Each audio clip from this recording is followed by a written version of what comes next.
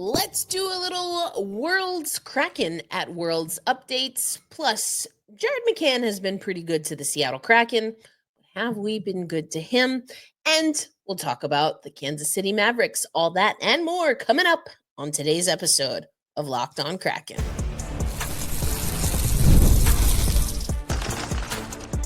You are Locked On Kraken, your daily podcast on the Seattle Kraken, part of the Locked On Podcast Network, your team every day. Hello, Seattle hockey fans. Welcome to another episode of Locked On Kraken, part of the Locked On Podcast Network, where we bring you your favorite team, the Seattle Kraken, every single day. Erica L. Ayala, your host of Locked On Kraken and a contributor to CBS Sports, where I talk women's basketball and a little ice hockey. I have been accredited now for 3 Olympics, which includes the upcoming Milano Cortina, while I will primarily talk and write about ice hockey. Today's episode of Locked On Kraken brought to you by our friends at Monarch Money. Take control of your finances with Monarch Money.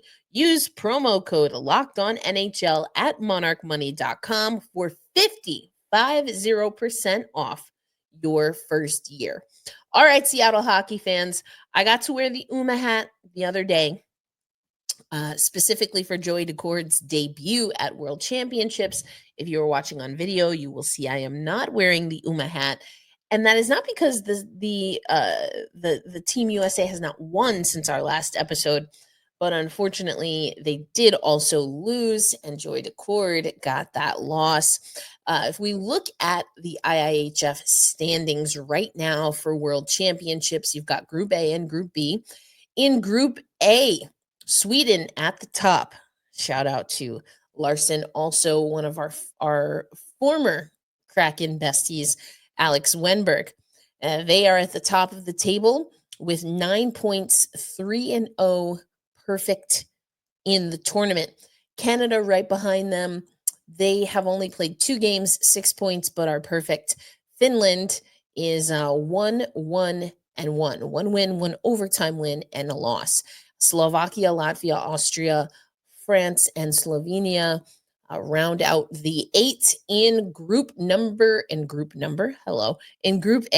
Group B, Czechia at the top. If you listen to my women's hockey podcasting, then you know I have a soft spot in my heart for Czechia. Czechia followed by Switzerland, Germany, and then the United States. The United States 2-1. And so let's just talk about some of these games. The other day we saw Slovenia versus Canada. We got to see in action in that game our friends Riker Evans and of course Brandon Montour. The Canadians take that for nothing. With regard to some of our guys, no one in that particular game was able to get on the sheet. But other games, I want to talk to you about Team Sweden. As I mentioned, doing pretty well for themselves. They got a win over Austria the other day, and we saw Wenberg get on the board.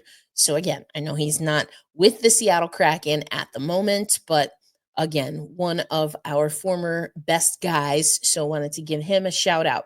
And we saw Philip Grubauer with a big performance, backstopping Germany, who got a 6-1 win over Hungary. And so congratulations, stick taps to Philip Grubauer there. We keep going here. I mentioned France. We had, of course, one of our former guys wasn't with us for very long, but Pierre-Edouard Bellemare, they did win against Latvia, but then it was the other game that they had, France, that is, they played Finland, a 4-3 win for Finland, and we did see some of our guys get on the board. In fact, 2 goals for Eli Tolvanen, and the French.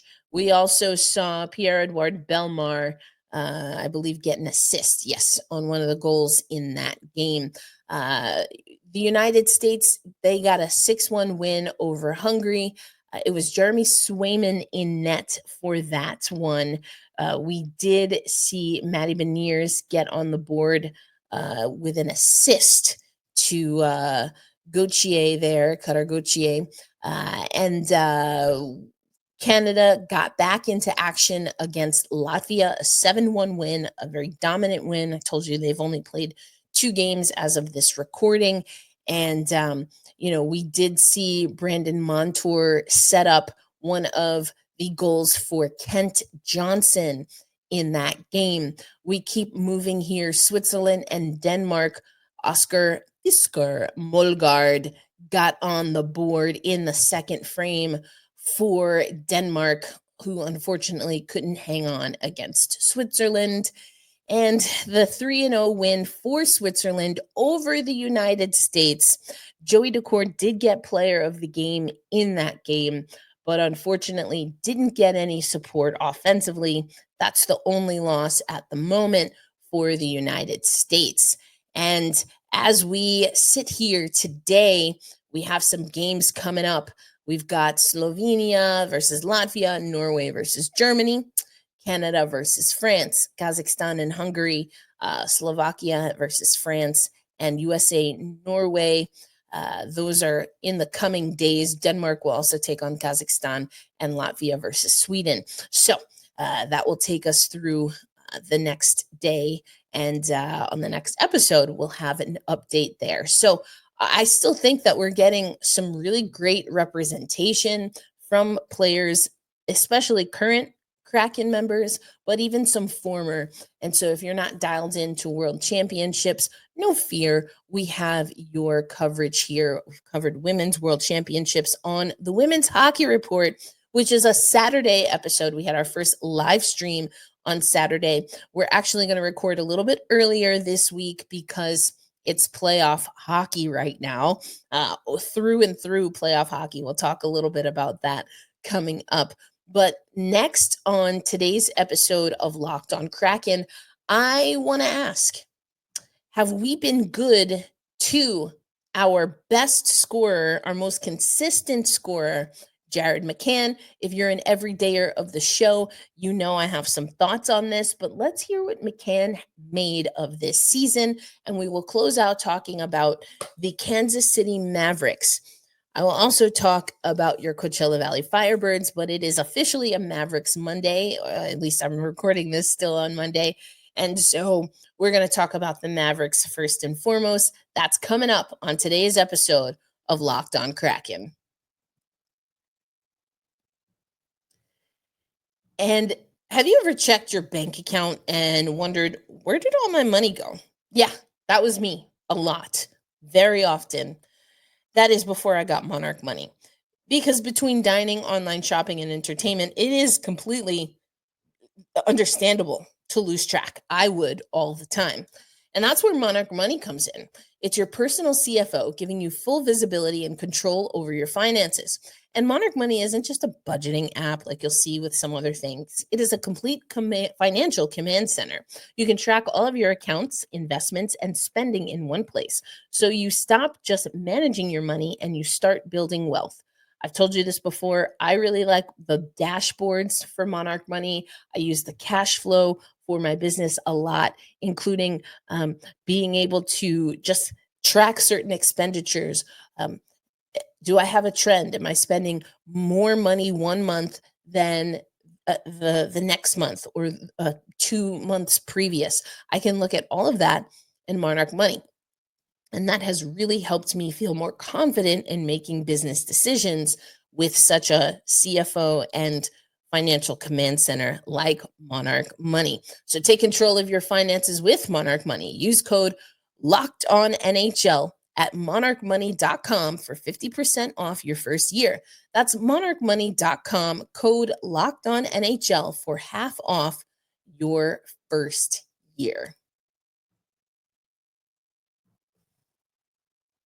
Hey there, Seattle hockey fans. Welcome to another episode of Locked on Kraken, brought to you by the Locked On Podcast Network. We appreciate you making us your first listen of the day, your last listen of the day, part of your daily destination. And we're going to continue on with our exit interviews. If you've listened to the show every day for the last handful of days, really a couple of weeks now, then you know every once in a while we also sprinkle in snippets from the exit interviews. We're going player by player, just like we did the last handful of years. And it's McCann's time now. Jared McCann has been a fantastic player for the Seattle Kraken. I've mentioned it time and time again, but he is solid. He is the first ever player that we signed to an extension. So we've seen the promise, we've seen the future in Jared McCann. I've said this before throughout the years, but Jared McCann, I think, is a perfect example of the type of players, in theory, right, the Seattle Kraken wanted to collect in the expansion draft, who are used to having a specific role throughout their career and wanted more and were capable of more. And if we look at the career stats for Vince Dunn, we will get to, I'm sorry, Jared McCann. I just saw a picture of Vince Dunn cross my feed. Then we see, he started off with Vancouver, played 69 games in his rookie season, 9 goals and 9 assists for 18 points. We would see that he'd get up to 80 games in a season. He played 79 games in 22-23, 80 games in 23-24, and 82 in 24-25. Of course, all of those with the Seattle Kraken. He played 74 games in the 21-22 season for the Seattle Kraken, but he's played the most games throughout his career in one single season. All 4 of his highest tallies in that specific category with the Seattle Kraken. And then you look at the goals. We got 27 goals from McCann in his first season, 40 goals in that 22-23 season. And we know what happened in season 2 with the Seattle Kraken. That was huge. For us, for McCann, obviously. By far his largest offensive output, 70 points overall. And then he matched that with 62 in 23-24, 61 in this last season. And he had more games in both of those seasons, but the output was a little bit lower. And that's where the conversation on if we're setting McCann up for success, that's been the question. That season where he had 40 goals was huge for us, and he really got rocked in the postseason. Has been a player who I think has had to get a little more physical with playing with the Seattle Kraken because of what he's been able to do offensively.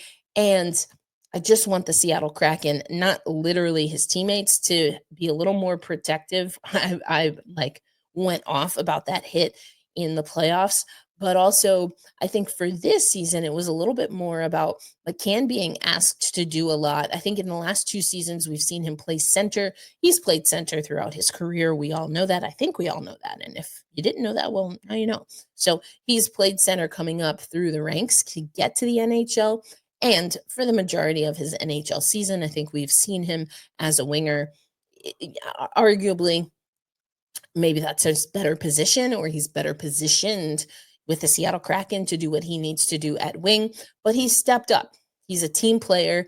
We talked about it earlier this season. He was asked about if he prefers one over the other, and he gave a very, hey, I'm here to play hockey. I'm here to do what the team needs kind of answer. And that's why we love McCann. And I told you multiple times, as we're trying to be mindful of what to do with Shane Wright, as Andre Burakovsky, we're figuring out what to do with him. And I really do think after season 2, the Seattle Kraken really focused on trying to make Burakovsky the center of our offense. I think it's understandable, but I've also said multiple times for multiple seasons now that it just never worked out that way. And so while Burakovsky especially has been on this roster, it almost has felt to me that Jared McCann has taken a seat back with priority given when we are on offense. And while that's understandable in theory, right? That was the plan, was to have Burakovsky be more of that offensive output. The plan and the and what we set up to be versus what the reality has been, those are two different things. And I just don't see that, whether we're talking Dave Haxtell, and I've told you before I didn't agree with the Dan Bylsma firing, but I will say, especially under Bylsma, it just felt like McCann was getting lost in the sauce. But those are my takes on Jared McCann. I do think he still serves a purpose, especially while this is a team that is figuring out their timeline for air quotes here as soon as possible.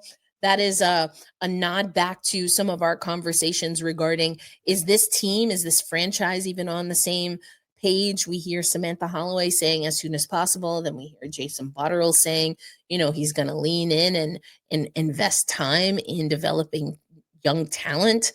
Those two things don't happen on the same timeline, or I should say, you got to get a little lucky to lean into the youth movement and also have it help you with a timeline of as soon as possible to right the ship. But again, we've talked about a lot of this. I say it all of the time. Well, because I feel convicted. I feel like it's true. But what did Jared McCann have to say about this season? Let's take it back to his exit interviews, and you can hear from the leader himself, Jared McCann, on how he's been able to navigate this past season. Obviously disappointing. This time of the year you want to be kind of getting everything tuned up to make a run in the playoffs. But I think there were some positive things we took from this year, which is those young guys kind of stepping up, Maddie and Ryder. It was just tried to make the right play at all times, and sometimes it was more passing, I think, this year for me. I think back 2 years ago when I scored 40, I think I was just kind of shooting everything from everywhere, and some were going in, some weren't, right? So, I think, moving forward here, I need to get back to that a little bit more. Yeah, obviously they were a big part of our team, and, we started off really well. Obviously me, Ebbs, and Maddie there at the beginning of the year, and even Ryder. Obviously we were playing with him too, and, when he went down, we lost a big part of the team, and, it just didn't, we obviously have to have other guys step up, and I think we did have that at moments, but consistently wise, it wasn't there. Well, I gotta clean the body up a little bit. I got a procedure I gotta do this summer, and just try to figure out kind of where it came from. Obviously, I did a lot of weightlifting last summer, and I don't think that was the best thing for my body. And this summer I'm definitely going to spend a lot more time on the ice. A lot more skills sessions, and kind of just focus more on the on-ice stuff this year. Yeah, I just think, I didn't want to give up on the team. That was the main thing, is I'm not that type of guy. So, grinding through things, everybody grinds through stuff, right? Obviously we have a lot of guys who are banged up this year, and but no excuses. I'm just going to come back, be healthy next year, and go from there. Yeah, Monday I think I'm going in, and then 6 weeks I can't really do much, and then just kind of build my way back up. Really good. He had flashes of what he can be, and I think with Shane, he's just gotta kind of just relax sometimes, and I was the same way when I was younger, and I'm just gonna try to help him through it as much as I can. He's a great kid, and he works hard every single day, and he's going to be a good player in this league for a long time. Sometimes. Yeah. I keep telling him, even not the best player in the world can play 82 games, as to be perfect, right? Mm-hmm. It's not about being perfect. It's just about kind of limiting your mistakes, and sometimes less is more, right? So sometimes playing with the puck and just chipping the puck in and going and working hard and getting it back is the best play, right? So there's Jared McCann. He gave a lot of really great nuggets, including, although he did not specify, I gave you the clip where he's talking about the timeline. So we're in that timeline, right? Where Jared McCann is healing from a little bit of a procedure. And so, athletes are not ever 100% healthy. When we start going into a hockey season, or going through a hockey season.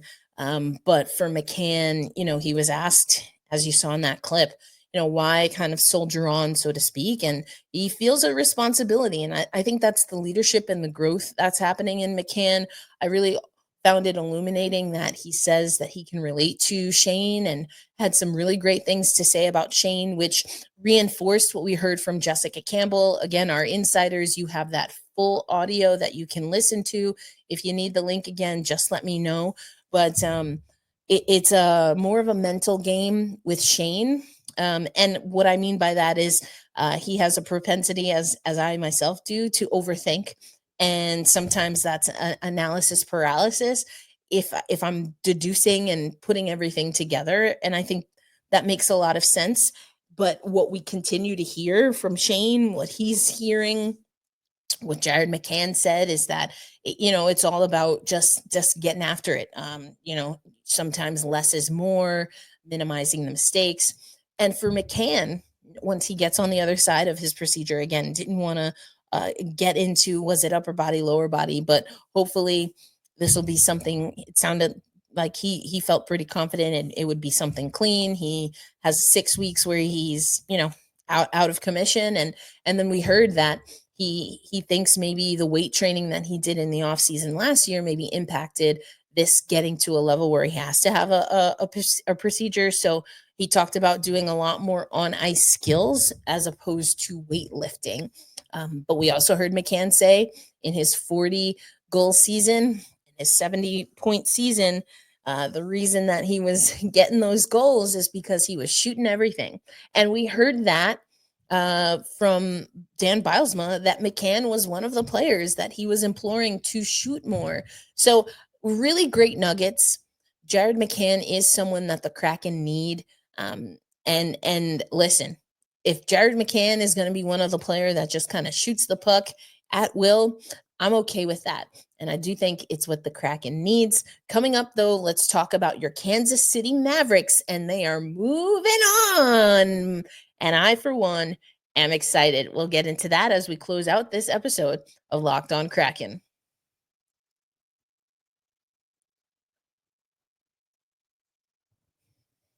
All right, Seattle hockey fans, you got to hear from Jared McCann. I think it's exciting that he seems pretty motivated, not only to get back to his game, really be lean as opposed to maybe strong. Talked again about the weightlifting, but we're expecting McCann to shoot more. And I, for one, am down with that. I tell you, he's been good to us. And I think we need to be better to McCann, set him up a little bit, especially when he kind of self-divulged about how he, as a young player, was like a Shane Wright, taking a little responsibility off McCann in certain aspects of the game. I want to see the Kraken prioritize that because we know what he can give us when he's got a green light and is thinking shoot first. And I think there are enough players, assuming, making some assumptions about what the roster will look like next year, there are enough players that can play cleanup in the event that maybe we don't get everything that we need defensively from Jared McCann, because his upside is offense. But I love McCann because he's willing to do whatever it takes, but he's not Matty Beniers. We do need Matty Beniers to be a strong two-way player. He's got a little bit of Shane Wright in him, but he's on the other side now of maybe overthinking. And we need to assist and facilitate in keeping the game super simple for Jared McCann. That's what I want to see in the upcoming season. But let me know in the comments. Question of the day: what do you make of Jared McCann? Were we asking too much of McCann? Not enough of Jared McCann? What do you like about him just seeing green all next season, getting that shot total up so that hopefully the goal total comes in as well? Let me know in the comments. We will continue on with our exit interviews. But right now, I get to tell you about the Kansas City Mavericks. Last time we talked about them, we said they were in position to sweep the Tahoe Night Monsters. And wouldn't you know, that's exactly what they did. They closed out the series with a commanding win, an absolute annihilation of Tahoe, leaving no doubt, which means that our boys are still in the Kelly Cup playoffs. They win 6-0 They got 3 goals in the first frame. I love it when a team gets their work done early. 1 goal in the second frame and 2 in the third. Fantastic performance through and through by your Kansas City Mavericks. The goal scoring was pretty spread out, but it was Max Andreev, who is, he's definitely got some sandpaper. He had 2 goals and 1 assist. Bouchard, I've been talking about a lot. Jake McLaughlin had a goal. And of course, we saw Jack LaFontaine, perfect in net, 25 shots seen, 25 shots pushed aside. So next up on the tilt for your Kansas City Mavericks, the Toledo Walleye. And that will get started on Thursday, May 15th. And Kansas City hosts the first 2 games. Toledo has the next 3, including game 5 if necessary. Games 6 and 7, if we get that far, would be back in Kansas City. And that is your Western Conference Finals matchup. So we'll see how things play out for the Kansas City Mavericks. But I'm super excited for Tad O'Had to make another strong run. Unfortunately, though, the Coachella Valley Firebirds were not able to win the must-win game. And it was an up and down season for the Coachella Valley Firebirds. You always want to see them be able to make a good run and a push, but it just wasn't meant to be. If we look at overall in the Calder Cup playoffs, we see that Abbotsford able to get the win over Coachella Valley. They advance. The Colorado Eagles advance, so they will go head to head. Shout out to our good friend Ann Kimmel, her Milwaukee Admirals, and their refrigerator alternate logo will be taking on Texas in the next round. Hershey, talked about Hershey Bears, and their coach could be someone that we see in the mix for our new head coach. But the Hershey Bears, once again, a number 1 seed, they move on and will take on our siblings through AHL affiliates, the Charlotte Checkers. So I guess that means we're rooting for the Checkers now. And then you've got Laval taking on the Americans. So the Calder Cup playoffs continue.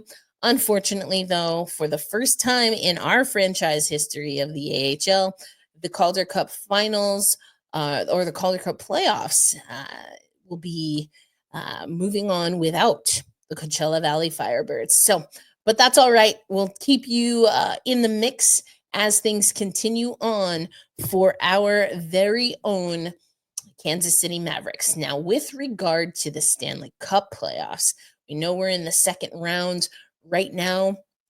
We've got Dallas up on Winnipeg 2-1, Edmonton up on Vegas 3-1, Carolina up on Washington 3-1. Knew that was going to be a tough one. And then tied to a side, Toronto versus Florida. Next up is, of course, the Eastern Conference and Western Conference final, respectively. And then the teams that advance out of those 2 have earned the right, of course, to play for the Stanley Cup final. We will have you on the NHL game night, so make sure you check that out. That's part of the Locked On NHL channel. But we've also got the PWHL playoffs going. And oh my gosh, 4 overtimes the other night in the Montreal versus Ottawa series. Montreal got their first ever playoff win, tied it up. But if you want to know more about that series, once we get on the other side of the next handful of games, make sure you check out the Women's Hockey Report that also lives on the Locked On NHL channel. Hey, be kind to yourselves. And hey, Jared McCann, rest well, my friends, because we're going to need you next season. Be kind to yourselves, though, so you have the energy, the capacity, and the grace to be kind to others. We hold fast. We stay true. We thank you, Firebirds, for everything that you did. And let's go Kraken, especially those Kraken players competing at Worlds. And of course, let's go Kansas City Mavericks. And I will catch you on the next episode of Locked On Kraken. Erica L. Ayala, signing out. Peace out, everybody.